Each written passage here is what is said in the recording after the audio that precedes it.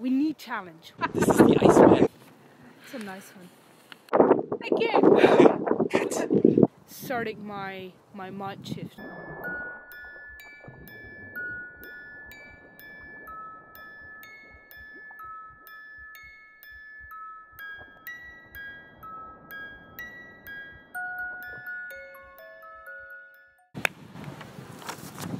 All right.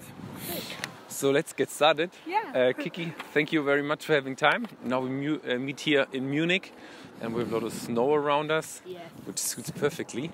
Yeah, we just had a coffee before to warm up a little bit. I have some questions for you, and I'm very curious about your answers to them. They're very open questions, so you can just answer them the way you want to. Okay, and if you want to skip a question, you just skip it. Yeah. All right. Kiki, I was just doing some little bit of research Yes. on you. So the first thing I found out was disturb the comfort. Okay, so Kiki Bosch disturb the comfort. So I want to ask you a little bit more about this disturbing this comfort.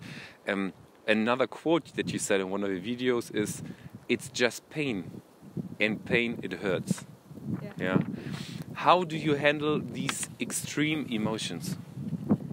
So, emotions, I think, well, to get to the first thing, like disturb the comfort for me, I think these days we are very comfortable in our lives. Most people are almost comfortable all the time. We are in a comfortable environment, we are mostly financially comfortable, we are, in a very comfortable state.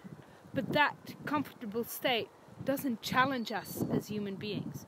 And I think as people we need challenge. We need to be pulled out to actually do some stuff, to actually go out there and go after what you really want. And for that you sometimes have to leave your comfortable bubble of nice coziness. And for me that was going into the cold.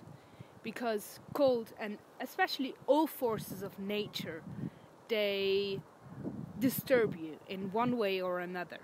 Like they disturb your physical state or your mental state or somewhere along those lines. And I think for me the cold really was a provoker of what you just said, like other emotions that come up, because once you're in the cold, for me there is no way out. You can physically get out and you can go in and warm up again, but you have to look within yourself to be able to cope with the extreme environment. And I think that is what kind of started my mind shift a little bit. So disturbing the comfort really helped me to find the tools within myself to be able to cope with an environment. And how do you change your mental state when you need to cope with the situation. So so now you're talking about the situation itself to disturb this comfort. Yes. What makes you leave your comfort zone, or what made you? I think because what actually directly made me leave my comfort zone was the fact that I was not comfortable at all anymore. I was in a very depressed and anxious state, and I didn't know how to handle that. I didn't know how to get back the will to live, how to not only be surviving all the time. I didn't know how to live anymore. And I vividly remember sitting on the floor every night because I just couldn't sleep. I was awake all night, and that mentally broke me down so much that I wanted to do something. I wanted to do something to feel alive. And that is when I heard about this crazy Dutch man sitting in an ice tub, and that intrigued me, because that in order to do something like that you have to be present and you have to feel alive. So I kind of tried going into the cold water and from that, it really brought me back to my body, and my body became, for that brief moment in time, my awareness rather than my mind. Okay. Because when I was anxious, the mind is very active. The mind is very, like, over-screaming your bodily, your bodily sense of being. So is it possible to say that actually it shifted? Yeah, it shifted from your mental sensation to a physical sensation? Yes. In this specific moment? I think I wouldn't say this specific moment, because I think it's a realization I had afterwards. I wasn't maybe as aware when I did it the first time, but now looking back at getting into the cold, that was what shifted my mindset. Okay. So yeah. Cool. That's very interesting. Regarding this shift of mental and physical state, I'm thinking about the word of home. What is home to you? Home. I think home can be a lot of different things. Home is your body, feeling at home with yourself, with your own thoughts and with your own mental processes and challenges. Mm-hmm. And I think first of all, you need to be at home in your own skin. You need to feel a sense of belonging within yourself, which I think these days for people is quite easy to lose. And that's one sense of being home. But then you have like all the other aspects of home with being with another person. Another person can be a home, can be a shelter, Mm-hmm. or a place where you're staying. Like right now I'm traveling a lot, so I'm not really at home somewhere, but I feel at home at a lot of places. Okay. And I think those are all different levels of feeling at home. You have the home within yourself, the home of others around you, and the home that might even be an artificial roof. Can you put into words what is your home right now for you? That's a difficult question. It's a nice one. I think home is connection. And that, I think, that would be my answer. Connection to myself and others. That's home. Okay. Do you feel home right now too? Yeah. Within yourself and others, the connection. And what is right now, what makes you disturb your comfort right now? Because you talked about home and the connection with yourself and others, and what makes you actually want to disturb this comfort? I think it's disturbing your comfort is a way of challenging yourself, a way of seeing that you're capable of so much more than you thought you were, realizing that you have this potential to do stuff, to like create and be and change and develop. And I think that is a power as well that we need to remind ourselves of, because we are able to change. We're not bound. We're not created by the things that we did or did do or didn't do. We are always changing. And I think for me that is an aspect of disturbing the comfort. But more and more I also start to realize the counterpart of that, which is to comfort the disturbed. And I think that is something that I recently became more and more aware of, because when I'm disturbed, when somebody else around me is disturbed, when my community or anything is disturbed, you also have to find ways to comfort them. And you have to realize when to comfort yourself and when to not be constantly disturbing. Mm-hmm. Because for me, I take the analogy of an ice bath. An ice bath is perfect to disturb your comfort for a little while and feel what the cold does to your body, how it physically changes you. But sometimes your life can be an ice bath, and you need to comfort yourself within that. Mm-hmm. So you need to realize to find ways to comfort within yourself, within others, and take care of each other. Okay. That way. So get it right that for you, this discomfort is part of your comfort. It means that on a daily basis, you actually need for yourself to kind of disturb your normal life in a way of kind of jumping into this ice tub? Yeah. Sometimes I think it's a fine balance. It's maybe even a dance between the comfort and the disturbed, and you need to I think learn the dance to know when you're comfortable in a situation. And I think when we're too comfortable, we are not growing as much as we can. But if you're constantly growing, you're maybe too stressed out and you're emotionally like drained. So then you need to comfort your emotional side of things.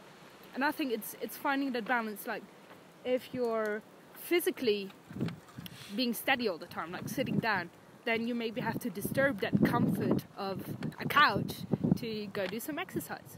But if you're training to run a marathon, you need a rest day, so you need to comfort what you're disturbing.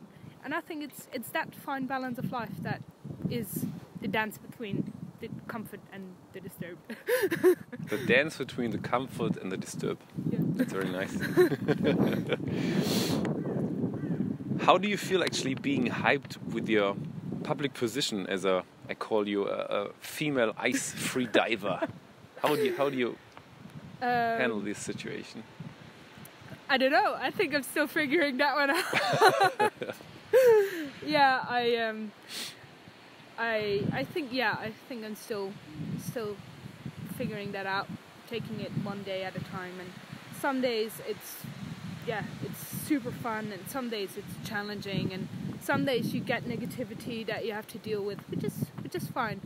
And I think it's that is a big learning process as well on how do you position yourself, how do you want to be seen, and what of yourself are you putting out there. Like before, like maybe half a year ago, I wasn't really aware of, okay, these are just my photos and whatever, it's nice, this is what I do. But now I try and share more of what makes me tick, and I share more of what I need. Like I need stuff as well. Like I need to be expressive in a way. I want to have a message with whatever I'm doing. It's not just about the pretty photos anymore. And I'm not saying that it always was in a vain way, but like how most people use social media. I just put some holiday photos on, and for me that were photos of Iceland. But now I'm really trying to see how, with this image, how can I touch a nerve within another person to either reach out and connect or to feel cared about. Okay. And I think that these messages are becoming increasingly important to me. What is the message behind the photo? How can I draw an analogy through life for freediving? Because there's so many analogies regarding freediving or the cold or being out in nature, motivating people to get out there and experience this beauty we have around us. So yeah, well, that's what I'm trying to do more of. Okay. So it's a good possibility to use it. Yeah, I think so. Okay. What makes you enjoy life? What makes me enjoy life?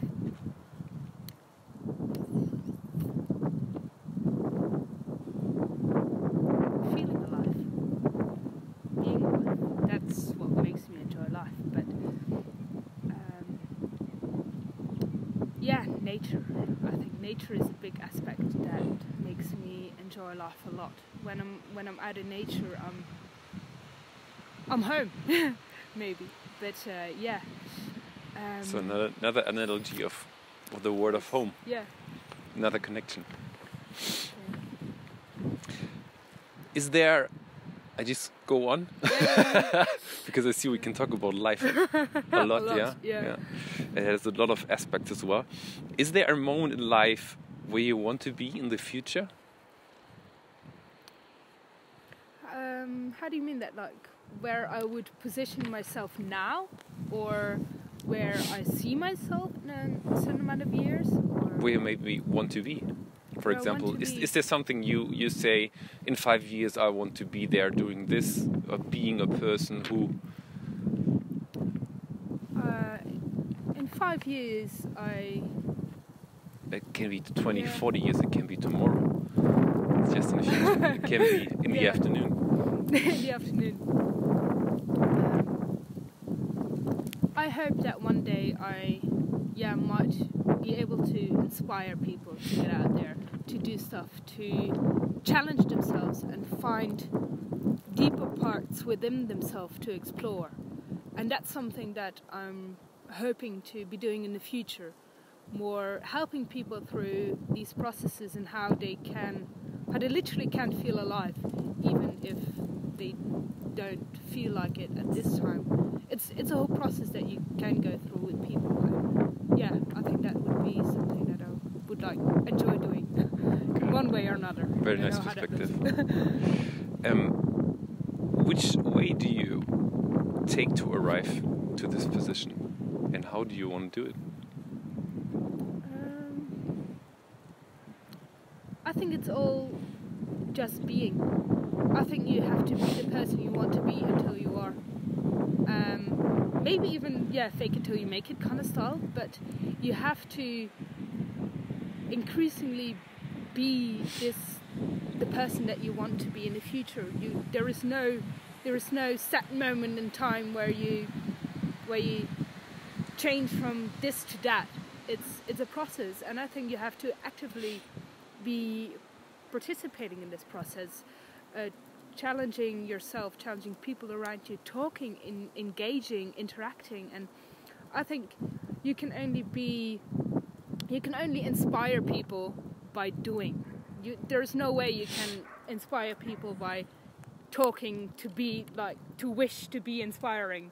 So I just do, and if people might feel inspired to do something themselves, then I'm pretty sure they would reach out and connect and see how I can assist or can help. And I think it's always keeping an open mind on all aspects of life that will bring you eventually where you belong. Okay. Good. Last but not least, can you point out 3 things that fill you with joy?